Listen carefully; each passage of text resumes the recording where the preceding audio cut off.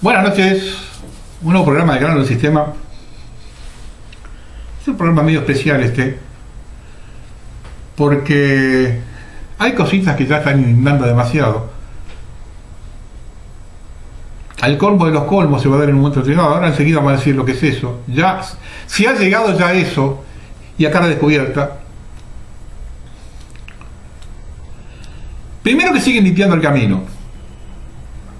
Luego de que Macri cambiara al procurador del Tesoro, Carlos Balbín, por un procurador más allegado como Bernardo Sarabia Frías, abogado del grupo Macri, anteanoche renunció Guillermo García, quien está realizando la auditoría del caso Correo Argentino. Y muchachos, tenés suerte que renunciaste y no te cortaron las manos, Continúan los cambios a la Procuración del Tesoro. Guillermo García, el director de la Dirección Nacional de Auditoría y Registro, quien ha pedido al procurador Balbín, se encontraba auditando a todos los funcionarios que intervinieron en la causa del Correo Argentino del año 2001 a la fecha, presentó hoy su renuncia al cargo. Lo renunciaron. Teniendo en cuenta que el procurador Balbín fue reemplazado por un abogado cuyo estudio tiene de cliente al grupo Macri, no es descabellado pensar que el próximo director de la Dirección Nacional de Auditoría y Registro sea un contador que también ha trabajado para la familia. Y tienen tanto. Hoy en este programa van a ver dos que son de lujo. Y es el colmo de los colmos. Esto lo publicó el disenso.com. Es el colmo de los colmos ya. El máximo responsable de la lucha contra el lavado tiene su dinero en un paraíso fiscal. Tomada de pelo si la hay.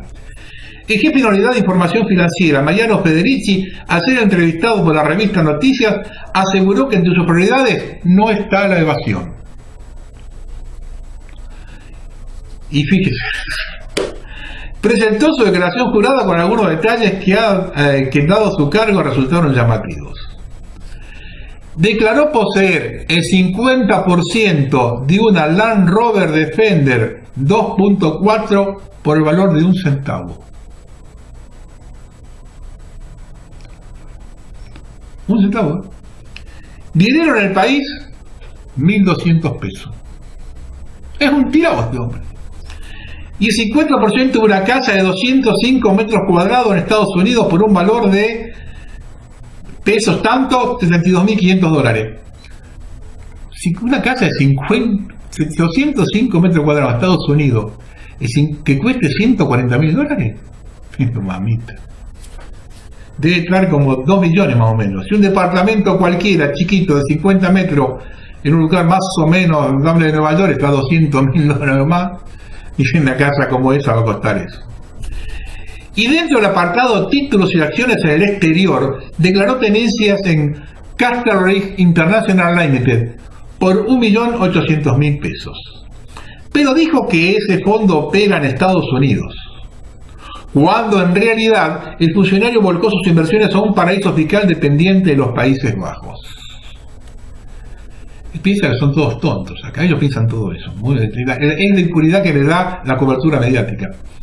El fondo Castlelake International Limited tiene sede en la calle Calla Flamboyant 9 en la isla de Curazao, en la misma dirección donde opera el fondo Citco, cuya principal inversión es el petróleo crudo y el gas natural. La isla de Curazao, hoy país independiente, formó parte del año 2010 de lo que se conocía como Antillas Holandesas. De acuerdo a una nota de Tomás Lukin, la UIF y la AFIP están promoviendo una serie de flexibilizaciones en los controles del sector financiero que pueden terminar transformando a Argentina en una plaza atractiva para lavadores de activos. El fiscal Federico Delgado remitió a mediados de febrero un informe a la procuradora Alejandra Gil Carbó, donde advertía sobre las demoras en la entrega de información en aquellos casos referidos a los funcionarios del gobierno de Mauricio Macri. Esto lo dijo Delgado. La UIF muestra una actitud contraria a compartir información necesaria para la investigación de los delitos de lavado de dinero.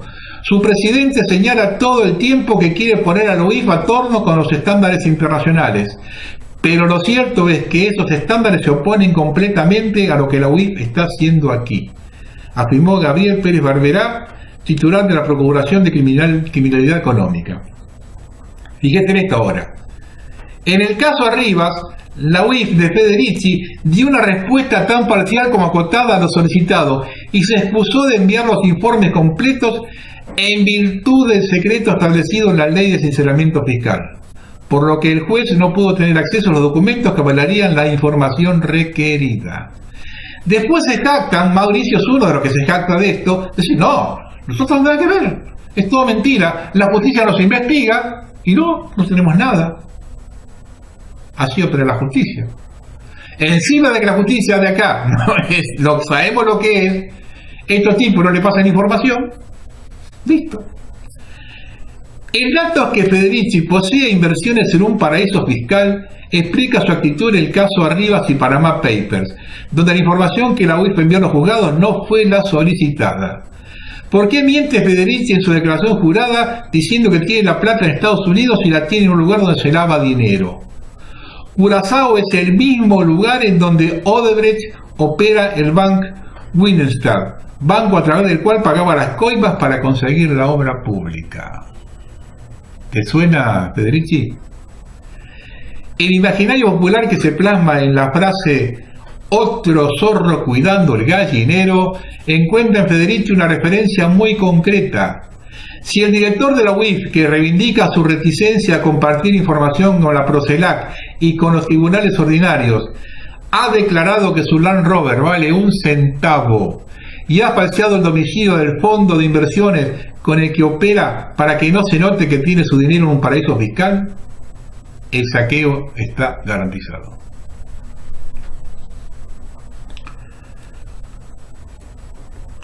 Un artículo de Guillermo Cherasny que apareció en Informador Público, ¿no? Esto también se silencia, ¿eh? Hace unos meses Leonardo Fariña, en 2 reportajes que periódicamente le hacen los periodistas, denunció que la empresa Amarilla Gas de Pablo Miedvesky emitió facturas truchas para las empresas Lázaro Báez, cuestión que también denunció ante el juez Casanelo y Eficaz Marijuán. Esta situación no tendría mayor importancia porque varias de las empresas bahienses, como las de Juan Suris, también le proveían a Báez de facturas truchas para disimular sobreprecios y pagar retornos a los Kirchner. Pero Amarilla Gas es una empresa de ese rubro con sede en Resistencia, Chaco, cuyo dueño, Pablito Miedvesky, es el marido de Lili, amiga de viajes con Elisa Carrió.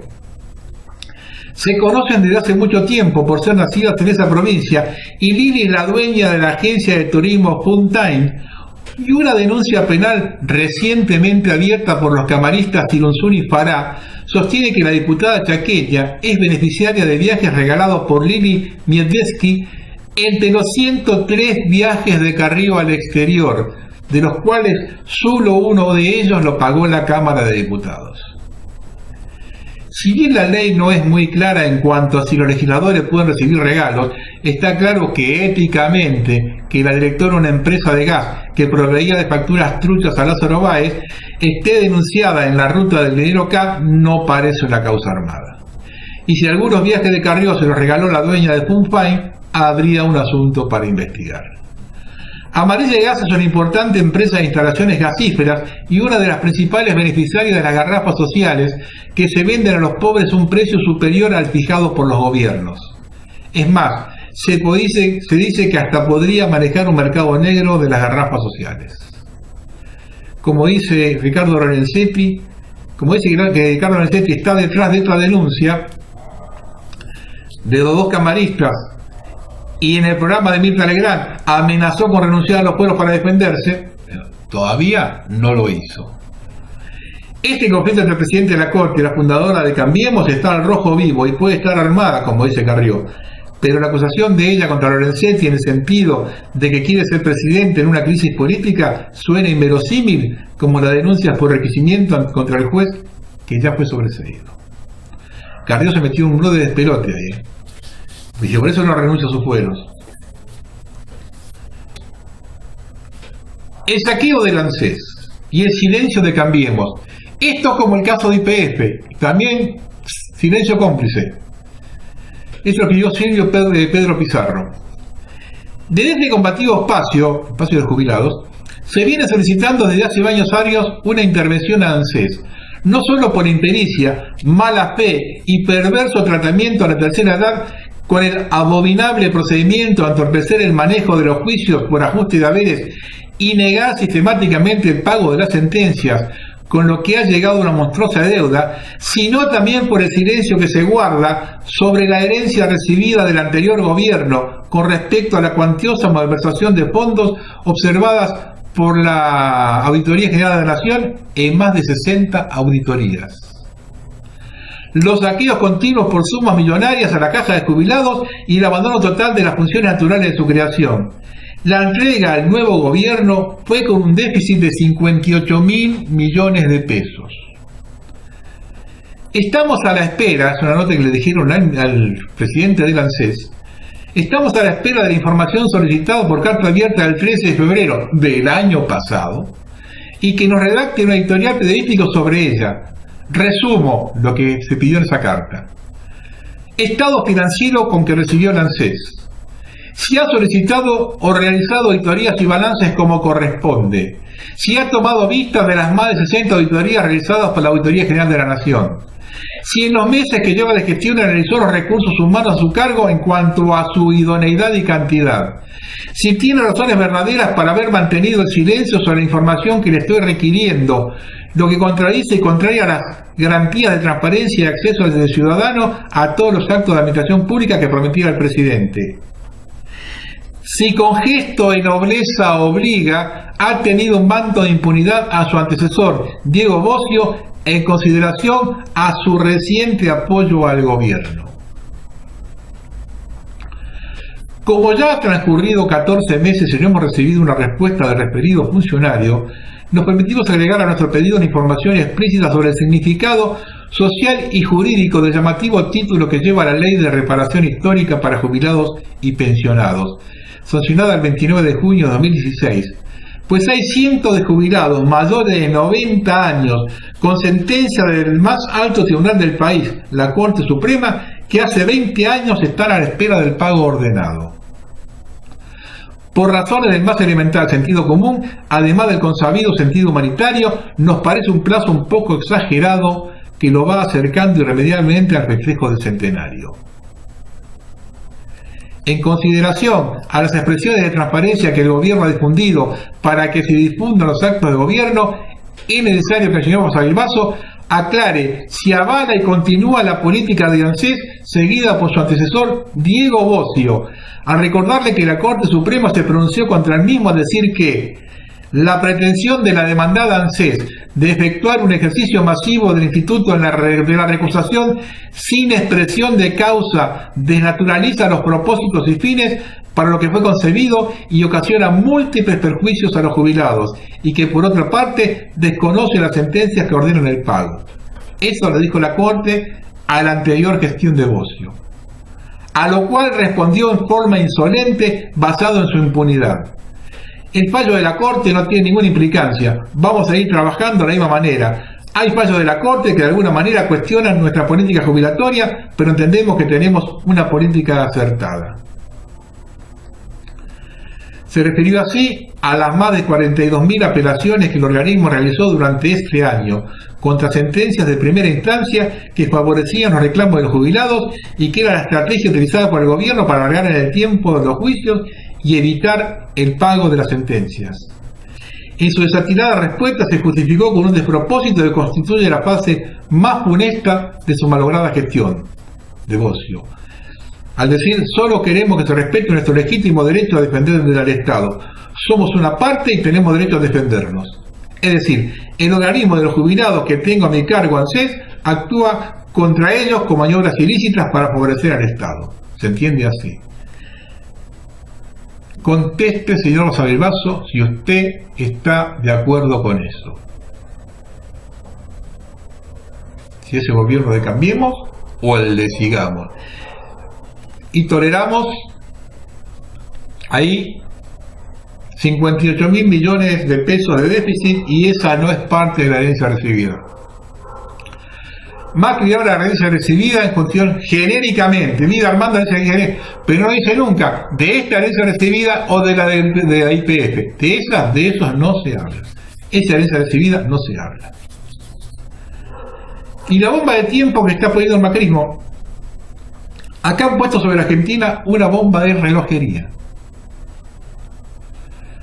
El intercambio comercial durante marzo cerró con un déficit de 941 millones de dólares, cifra que superó la pérdida de 274 millones que había marcado el igual mes del año pasado, informó el INDEC en su informe mensual de intercambio comercial argentino. Con el número de marzo, el primer trimestre del año cerró con un déficit que asciende a 1.088 millones, lo que significó un crecimiento de casi 3 veces respecto a los 342 de pérdida registrados en el primer trimestre del año pasado.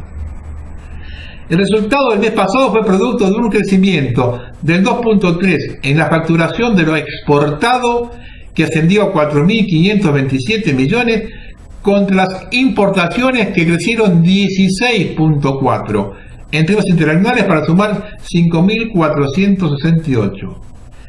El trabajo del organismo estatal señala que se debe mayoritariamente por la combinación de la caída de las exportaciones de productos primarios, principalmente de cereales, con el fuerte incremento de importaciones de material de transporte, principalmente equipos de transporte industrial y vehículos automotores de pasajeros, sumado a las importaciones de soja provenientes de Paraguay para industrializar. Importamos soja de Paraguay. Esto sucede cuando el Estado no interviene y se deja toda la actividad privada. Entonces no se vende soja en el país porque no conviene y los que quieren ponerle valor agregado deben importarla. Resultado, el aumento del déficit. Del viva la joda kirchnerista pasamos al viva la joda macrista sin escalas. En el medio, 40 millones de boludos. Y esto es otra cosa, acá no se habla y esto ya se está poniendo. Yo soy uno de los primeros que toqué este tema de los mapuches y esto se está poniendo ya muy complicado, muy complicado. El gobierno de Río Negro busca modernizar y actualizar una ley de adjudicación de tierras que data de 1961 y los pueblos originarios la resisten. Violenta reacción contra el propietario de estancias. El código de tierra que impulsa en Río Negro el gobierno de Alberto Huelelинec generó un cruce con los pueblos originarios mapuches, cuya ala más radical reclama que se le reconozcan 5 millones de hectáreas de las 20 que tiene la provincia. Están reclamando el 25% de Río Negro, la cuarta parte de Río Negro están reclamando. La espiral generó una marcha de rechazo de los mapuches desde Bariloche hasta Viedma, 800 kilómetros, y una reunión con funcionarios de Huelelинec. En el entorno del gobernador no le ven salida a una negociación porque dicen los mapuches quieren más tierra que las fiscales. Y en sus posiciones más extremas pretenden que se reconozcan todas las tierras preexistentes, incluso al Estado Nacional, siempre que hayan sido ocupadas por pueblos originarios, aunque hoy estén en manos privadas.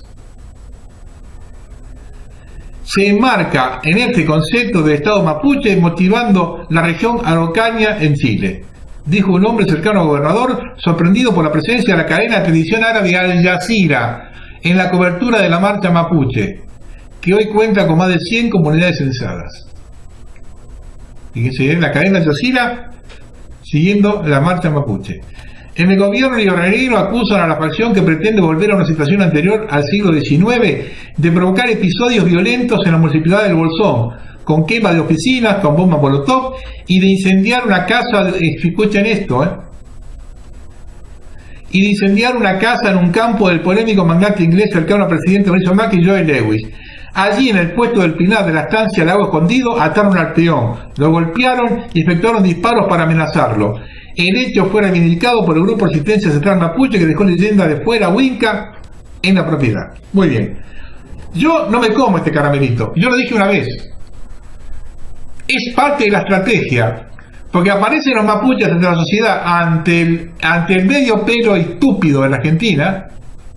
Aparecen como que son los únicos que se le plantan a Lewis, los únicos que se le plantan a las petroleras. Entonces la causa mapuche es una causa noble y atrás está la independencia. Eso lo dije la pasada, es una jugada maestra del sistema y de lo que está detrás del plan Andimia, hacer aparecer a los mapuches como los buenos de la película y los castigados y los perseguidos. Es parte del plan. La ley de 1961 tenía orientación colonialista, fomentar el arraigo y el asentamiento de familias que se dedicaran a la actividad rural, ganadero forestal. Y el proyecto oficial, que aún no se debatió en la legislatura, contempla incorporar nuevas actividades para quienes tengan 20 años de tenencia ininterrumpida en los casos de adjudicación directa. Se agregan así a quienes se dediquen, por ejemplo, a emprendimientos turísticos, a la microminería o a las nuevas tecnologías. También se abre la posibilidad de otorgar títulos a clubes, asociaciones civiles, cooperativas o a quienes tengan un emprendimiento de zona rural, pero que vivan en pueblos cercanos. No se ignora la legislación indígena. Las normas consagradas se mantienen y no se alteran. De hecho, se prevé que cualquier inmueble que haya sido objeto de reclamo indígena ante cualquiera de los tres poderes quede fuera del régimen de regularización. Manifestaron desde despachos oficiales. Pero en el gobierno no encuentran puntos de posible acuerdo si los mapuches persisten en negar el Estado provincial y la Constitución Nacional. Si bien el proyecto está en la legislatura, los pueblos originarios esperan que se vuelva atrás y se paralice el texto. El oficialismo está dispuesto a demorar el tratamiento y de que se realicen cambios, pero no un retroceso a foja cero. Observe que ya está avanzando tanto que están empezando a encontrar resistencia. Yo les pregunto a estos farsantes, porque estos mapuches son farsantes, acá no había mapuches en Argentina, estos son araucanos. ¿Por qué lo reclamaron en el año 61? Si dice que son ancestrales, que son originarios de la Argentina, ¿por qué no reclamaron en el 61 cuando se salió la vieja ley de tierra? Entonces todos los que se metieron en esa ley de tierra y se fueron a chupar la Patagonia en el 61, que no es la Patagonia de hoy, 61 que no había camino, que era todo tierra, que no había absolutamente nada, fueron a hacer la patria allá. Entonces ahora ustedes 60 años más tarde, 50 años más tarde le quieren sacar las cosas. ¿Por qué no fueron en el 61 a reclamar por esto? Si son originarios, si dicen que son originarios. Ahora un tema que quiero que lo escuchen con atención, porque si bien esto aparentemente parece como fuera una cosa local de Córdoba, escúchenlo con atención, cómo se arma y se sostiene un feudo, y empiecen a ver mecanismos y cómo se empieza a entrecruzar todo en Argentina. Porque en la Argentina, como yo me dije recién, son 10 o 15 mil tipos, lo demás, nosotros 40 millones sobramos. Ellos se reparten todo, son siempre los mismos que dan vuelta por la rueca, dan vuelta y siempre caen monados. Observen esto, es lo que dijo Javier Llones. Como un cuento futbolero de Eduardo Galeano con título "El partido debe seguir", el partido siguió tranquilamente, no obstante la salvaje muerte de Manuel Balbo en el estado cordobés Kempes, mientras se disputaba el tradicional partido entre Belgrano y Talleres. Paralelamente, sucedió en Córdoba la muerte de Pablo Javier Villafañe por aplastamiento en la congestionada bailanta Sargento Cabral de la Mona Jiménez, quien no obstante fue sacado rápidamente de ella por una ventada y depositado en la vereda para que la bailanta continuara imperturbablemente, y los responsables de la bailanta con la mona a la cabeza no aparecieran como responsables de ella. Estos hechos lamentables e indignantes tienen como sustrato un agudo proceso de pauperización del Gran Córdoba, que lo puso recientemente de manifiesto el INDEC, al señalar que el segundo semestre del 2016 el Gran Córdoba encabeza el ranking de indigencia del país con un 10.8%, y está en el cuarto puesto de la tabla de pobreza con un 40.5%, mientras que el Río Cuarto tiene un 29.2% de pobres y un 7% de indigentes, totalizando así entre los dos distritos más grandes de la provincia 668.000 pobres y entre ellos 177.000 indigentes. Casualmente, ese caudal de 668.000 pobres casi se corresponde con la diferencia de 678.000 votos que sacó la Alianza Cambiemos con respecto a la Alianza Frente para la Victoria en la segunda vuelta electoral del año pasado, en la que Córdoba por su parte aportó una diferencia de 930.000 votos a favor de Cambiemos, que fueron la clave del triunfo de esta alianza, que obtuvo en Córdoba un 71.5% de los votos contra el promedio del 51.3% de esa alianza en orden nacional. Al respecto, fue notable el aporte de votos a favor de Cambiemos por parte de la clase baja cordobesa, que no había sido permeable a la penetración del kirchnerismo, pero que fue seducida notablemente por los eslóganes macristas de Durán Barba, de podés estar mejor y pobreza cero, que penetró profundamente como cuchillo en la manteca en ella. El notable triunfo de Cambiemos en Córdoba fue posibilitado también por el ostensible sabotaje que hizo el peronismo cordobés al candidato del Frente para la Victoria, Daniel Scioli, operando directamente a favor de la candidatura de Mauricio Macri, al punto que en muchas mesas de votación no habría boletas a favor de Scioli. Esta versión se mantenía, decía, es cierto, ¿no? Esta curiosa tradición cordobesa, claro, un partido peronista que no respalda una candidatura peronista. Esta curiosa tradición cordobesa tiene su explicación en las viejas relaciones que mantenía el candidato Macri con el gobernador corresoliente Juan Manuel de la Sota, por haber sido este último empleado del grupo SOCMA, junto a Carlos Grosso y José Bordón, en los tiempos del ostracismo de la dictadura militar. Esto lo dije también. Además, Macri tenía viejas complicidades con el gobernador entrante, Juan Schiaretti, por sus andanzas juntos en el vidrioso negocio de los automóviles, que le costó a Macri ser procesado por contrabando y que tenía a Schiaretti como supervisor del mismo. No obstante, el no cumplimiento de esas promesas de podés estar mejor y el aumento notable de la pobreza en vez de su reducción a cero, hizo que cundiera rápidamente en la clase baja cordobesa una ostensible decepción, que incluso podría describirse de enconada si uno hace consultas individuales al respecto. Una prueba de ello es la reducida convocatoria que se registró con motivo del 1 de abril, sí, yo vi la foto, sí, en que si algo brillaba era la preponderancia de la clase media y la ausencia total de la clase baja cordobesa con su característico aduendo, por lo que la próxima elección en Córdoba no parece poder resultar propicia para Cambiemos. Sí, la foto que había ahí cerca del patio de Olmos, 3.000-4.000 personas nada más. Esa pauperización y lumpenización de amplias capas de habitantes del Gran Córdoba se concretó a través de 16 años de gobierno radical, seguidos por otros 18 años de gobierno peronista, a cual más corrupto, a punto de haberse transformado actualmente la provincia en un feudo, en el cual el peronismo, ignorando la representación proporcional sin tener mayorías, controla totalmente la legislatura, a punto que casi ningún pedido de informes es cursado por el Poder Ejecutivo. A su vez, valiéndose de un código de procedimiento que traspasó las investigaciones penales a los fiscales, cuyo fiscal general es nombrado directamente por el gobernador, también el Ejecutivo controla la justicia, domesticada además con los altos ingresos que perciben los magistrados, seleccionados por su mediocridad y pusilanimidad, que por ende nunca los tendrían en la calle. Lo cual, en consecuencia, en lugar de propender a su independencia, los tiene atrapados en una jaula dorada y los hace dóciles del poder de turno, al punto que no haberse registrado en los 18 años de gobierno peronista ningún procedimiento contra algún funcionario o empleado público, por humilde que fuera.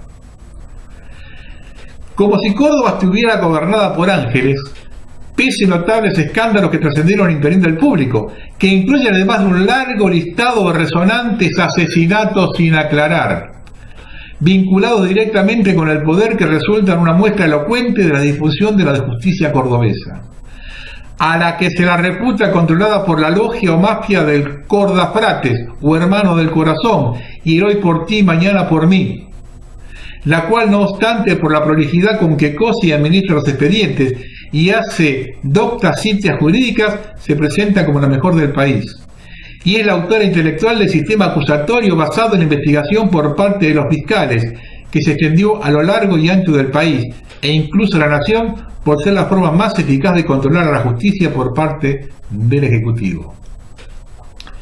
Y vamos a ver un listado de los crímenes irresueltos del poder.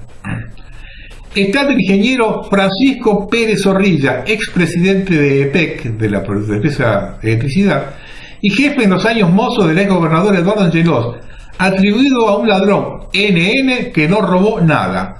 No obstante que las pruebas señalan que fue muerto por un familiar mientras tomaba el té en su casa de veraneo.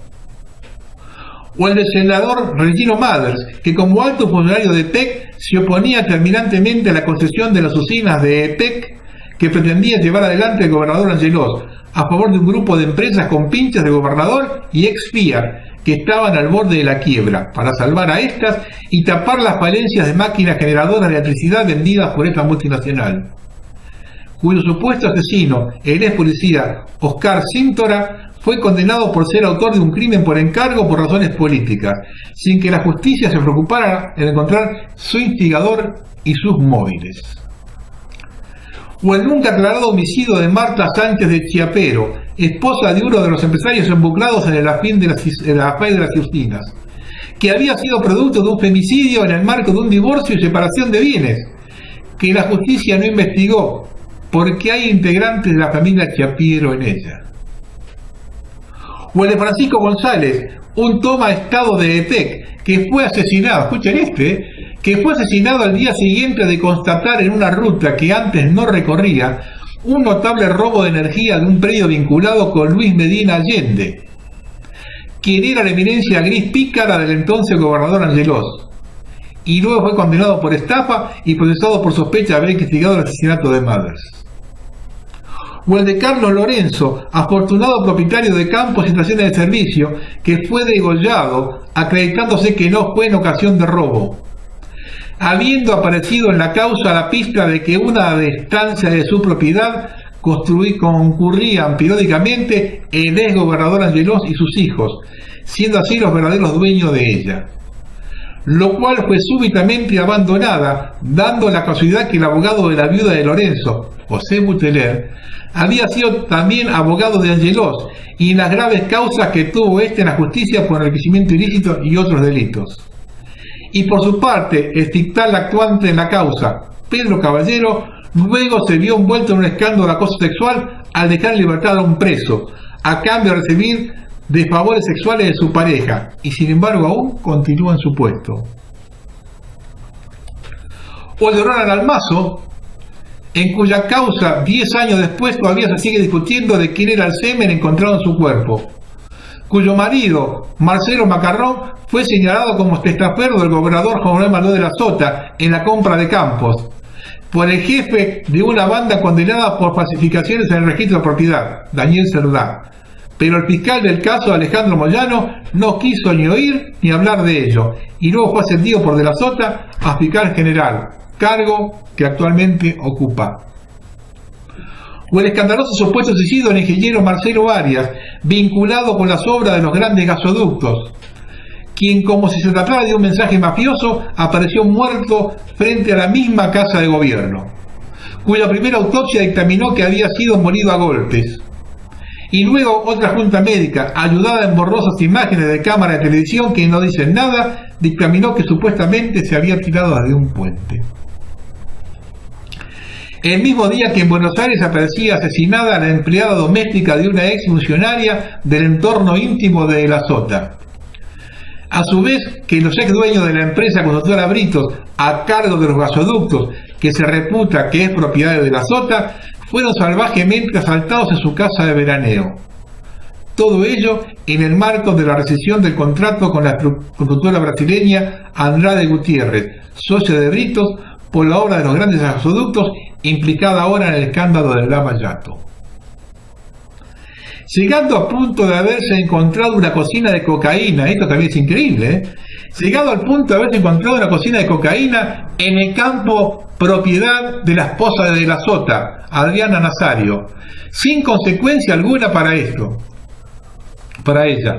Por ello, el primer consejo que le habría brindado de la Sota a su amigo y ex patrón Macri fue que hiciera volar a la Procuradora General de la Nación, Alejandra G. Carbó, dado que allí, como en Córdoba, debe haber un amigo de fierro y no un adversario.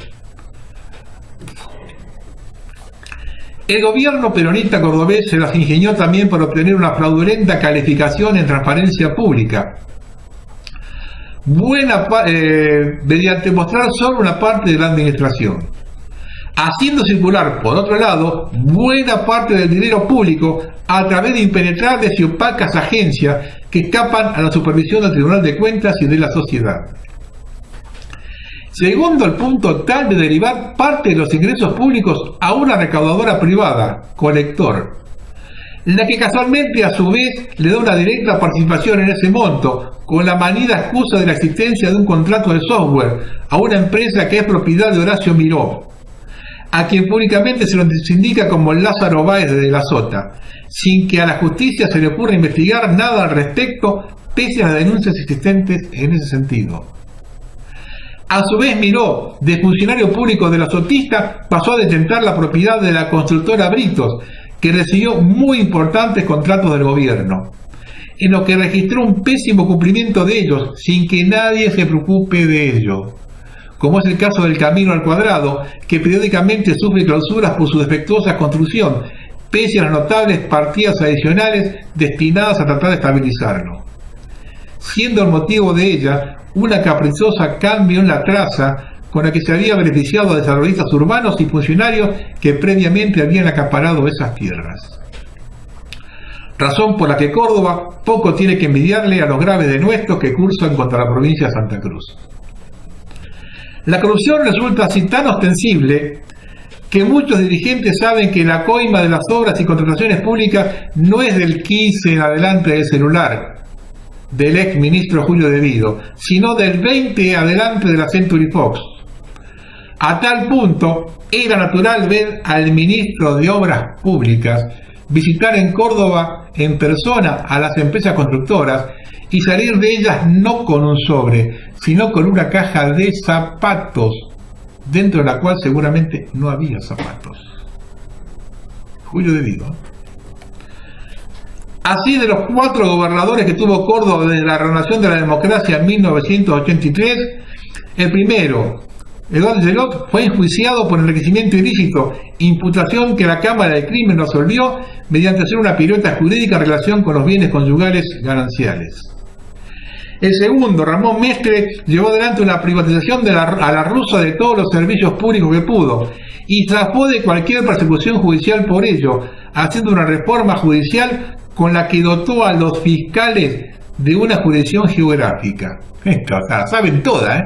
De esta forma, los delitos que se pudieran perpetuar en la Casa de Gobierno estaban dentro de la jurisdicción de un fiscal incondicional al radicalismo. Además de serlo el fiscal general que estaba a cargo de un ex diputado de la UCR, perteneciente al mestrismo, Miguel Ortiz Pellegrini, y lo único que faltaba era que Mestre pusiera a su hijo o esposa en esa función. No obstante, tras su deceso, se conoció en el juicio sucesorio que sus bienes excedían largamente lo que figuraban en sus declaraciones juradas. Hecho que sus herederos, el hoy intendente Ramón Mestre y hoy diputado Daniel Mestre, se niegan de plano a aclarar, diciendo que no se puede injuriar a un muerto. Yo no recuerdo, eso lo digo yo, que Mestre fue interventor en Corrientes y la UAD, que es ministro de Macri, fue junto con Mestre a Corrientes. Creo que UAD estaba en la intendencia de la ciudad de Corrientes. No sé si el puente todavía está por ahí, el puente de Rosicita Corrientes. Si está el puente, es que no les cabía la valija. Pregúntenle a los correntinos. Pregúntenle a los correntinos. Como Schiaretti, el otro que está en Córdoba, pregúntenle a los santiagueños, cuando fue interventor en Santiago del Estero.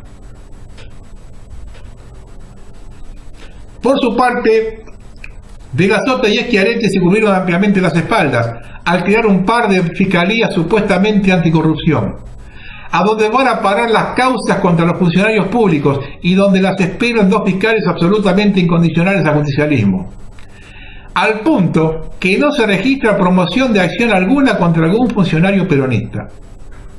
No obstante, ahora De la Sota guarda un perfil sumamente bajo a la espera de lo que puede deparar el escándalo de Lava Jato Odebrecht de Brasil, donde se desempeñó como embajador y luego se radicó en San Pablo como consultor y asesor de la Cámara Argentina Brasileña de Comercio, contando, según sus propias declaraciones, con un ingreso de más de $20.000 mensuales.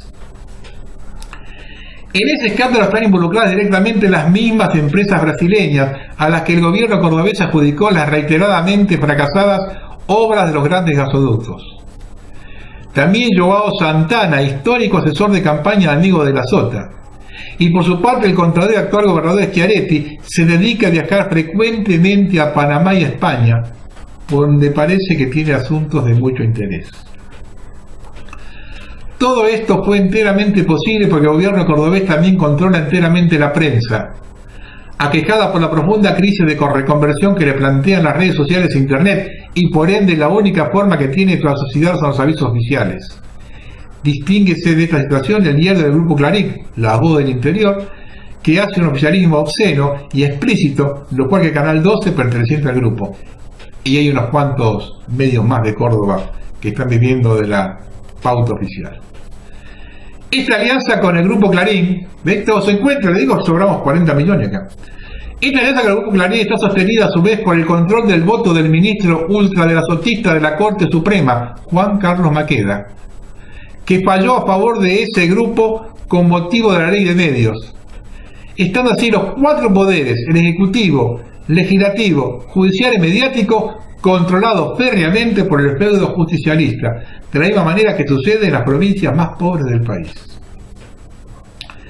De igual manera que hizo el radicalismo cuando era oficialismo, el justicialismo se preocupó en cooptar a la oposición para que no cumpliera con su democrático red de control, llegando al punto de haberse dividido en el negociado de la recolección de basura. Todas, fíjense, con la privatización a la rusa de la empresa estatal que realizaba en la ciudad de Córdoba, entregándole a sus nuevos concesionarios Cotreco, ahijados del justicialismo, y ERSA, ahijada del radicalismo, los medios y máquinas estatales para realizar el servicio a cambio de nada, junto con la caja recaudadora, pero sin transferir el lado ambientalmente riesgoso del negocio, el enterramiento sanitario, que como un clavo que no quiere sacárselo de encima, quedó a cargo del Estado. En su afán de mantener vivo a favor de peronistas y radicales el retrógrado negocio camionístico de enterrar lejos la basura en lugar de reciclarla. El gobernador Schiaretti ha sido un maestro en esta tarea de cooptación, distribuyendo subsidios a troche y moche a todo aquel que puede tener un perfil disidente o desarrollar una visión crítica, para aplacarlo con algunos dinerillos, figurando la nómina de organismos de derechos humanos y asociaciones de expresos políticos, hasta incluso quien es en realidad el único opositor con su bancada unipersonal, el diputado Aurelio García Elorrio, quien también recibe subsidios gubernamentales para su ONG Portal de Belén, como para que sus críticas estén bajo control. El gobierno peronista también se encargó de tener a los sindicalistas comiendo de su mano, nombrándolos como ministros o legisladores, atrapándolos así en el conflicto de intereses, de defender los intereses de los trabajadores que representan o de disputar las canongias y altos ingresos mensuales que reportan los altos cargos del Estado. Una muestra que con el bipartidismo lo malo puede ser aún peor, lo da la alimentación escolar que había implementado el radicalismo, el Plan Paicor, ante el incremento de los hogares de las necesidades básicas insatisfechas, que estaba a cargo de los establecimientos educativos y brindaba algunos márgenes pícaros hacia estos y sus directivos y docentes. El gobierno peronista, por su parte, privatizó esa actividad y encomendándolas a empresas de catering con pinches. Le están jugando con la alimentación de los chicos, en una provincia que tiene 40% de pobres. Los que para aumentar rentabilidad llegaron a suministrar medallones de soja imitando como si fueran de pollo para cumplir con el menú oficial. Y ahora, ante la estrechez presupuestaria, para acceder al mismo los alumnos deben tener la palabra indigente grabada en la frente. Y un negociado parecido hizo con la privatización de la limpieza de las escuelas, a costa de explotar a los trabajadores que la ejecutan. Pero lo peor de todo es que el gobierno denominado justicialista se encargó además de llevar adelante una empeñosa tarea de exclusión social, erradicando las villas miserias que se encontraban en el centro de la ciudad, llevándola a la periferia como ciudades satélites y dotándola de nombres de fantasía como Ciudad de mis sueños, Ciudad de mi esperanza, Juan Pablo II, Ciudad Evita, Ciudad de los cuartetos, pero que en realidad son horribles objetos de igualación hacia abajo, donde cunde la malaria, el desempleo, el consumo de lo robado y el único negocio próspero es el narcotráfico, pero que también son una fuente para la compra de votos a través de la entrega de enseres y dineros para mitigar sus necesidades, siendo esta la base del triunfo del peronismo en las elecciones, haciendo así una explotación política de la pobreza, razón por la que parece no existir interés alguno en reducirla. Una de estas ciudades satélites no la conozco, estaba cerca de Ferreira, a 8 o 10 kilómetros de Córdoba. Yo la vi una vez que fui a 3 4 años. Me llevó un amigo allí. Sí, es así, son guetos. Sí, la droga, por lo menos. Los valiosos terrenos céntricos que esas villas ocupaban fueron vendidas a vil precio en cómodas cuotas a los desarrollistas urbanos amigos, a la par que destinaban el grueso de los dineros públicos en hacer obras de infraestructuras para favorecer a esto. Esto es cierto y pasa en todos lados.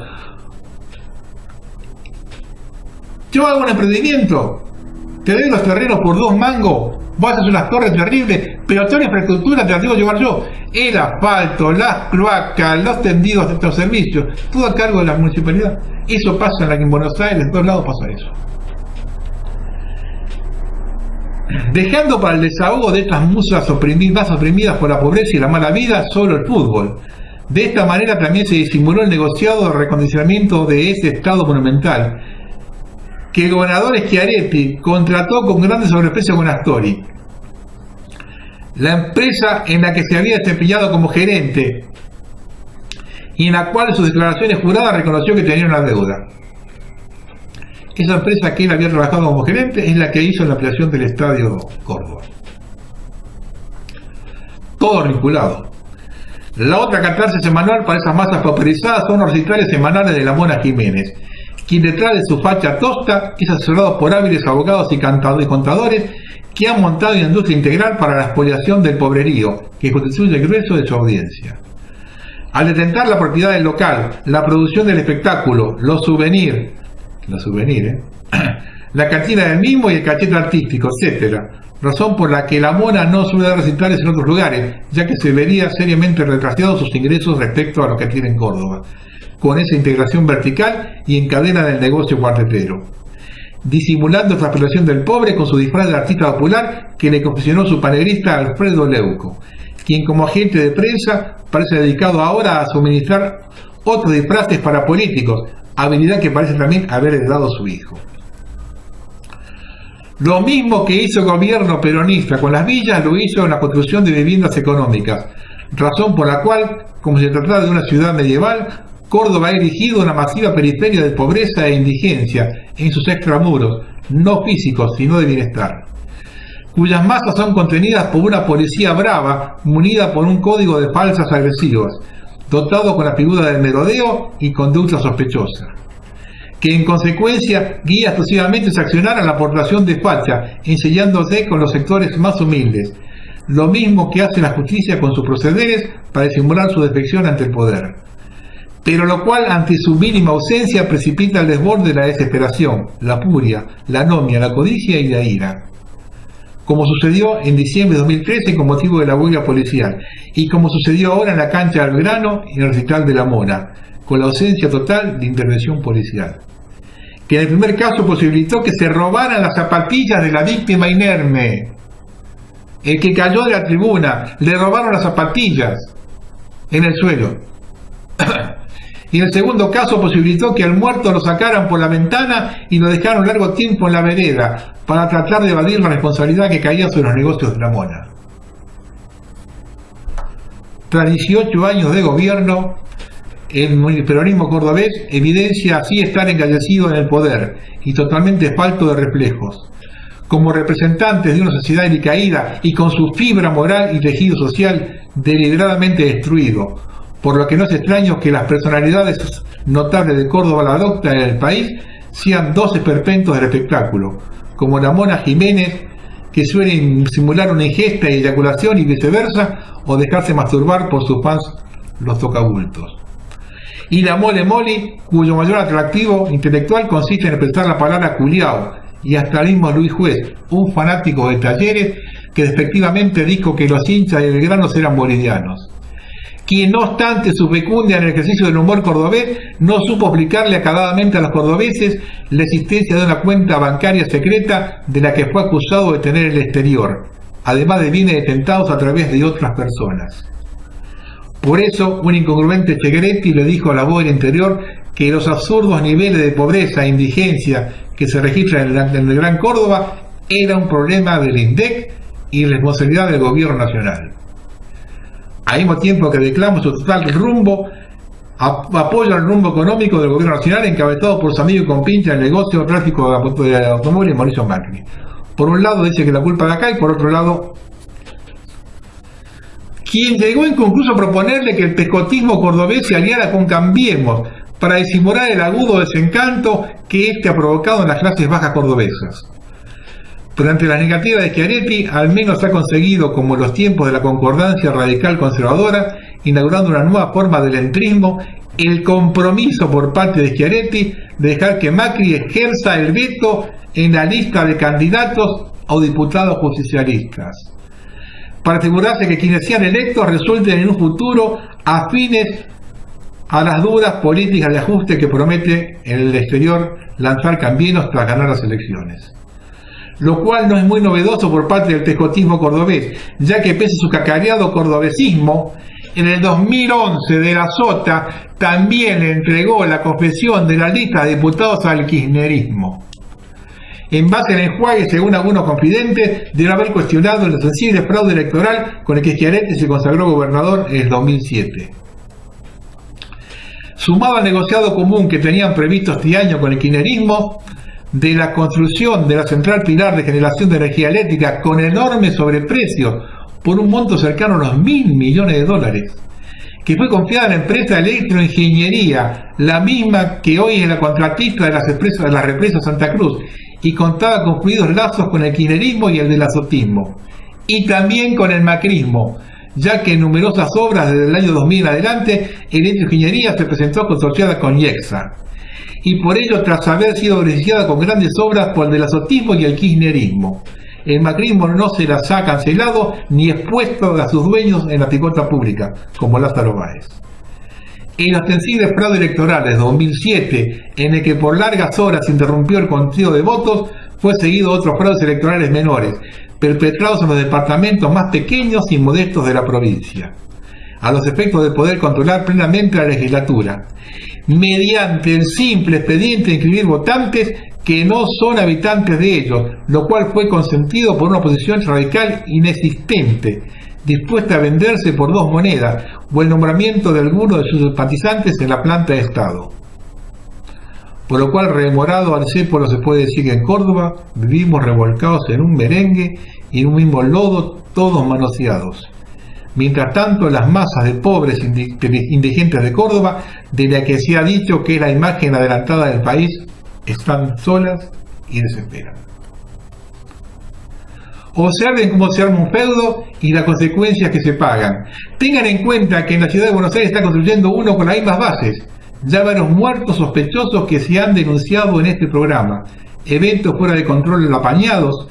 ¿Qué diferencia hay entre lo acontecido en el Baile de la Mona y lo que pasó en Costa Salguero? La obra pública manejada por los mismos emparentados con el poder, manejo de los medios de comunicación a través de la pauta publicitaria. El pasado turbio del azote de Schiaretti no tiene nada que envidiarle a Rodríguez Larreta, uno de los responsables de la muerte de Favaloro y en ocasión de corrupción. Otro hecho que demuestra la hipocresía de los argentinos. Una población que venera al doctor Favaloro por su interés de hombre bien y honestidad y vota al responsable de su muerte. Hasta aquí llego. Les dejo como regalo. Siempre hemos hablado de los centrales. Uno de los primeros que hablé de los centrales hace como 3 años ya. Y nunca se vio los centrales por dentro. Ahora les dejo una serie de fotos, son como 17, 18 fotos, tomados de los aviones que fumigan por dentro. Regalito. Buenas tardes.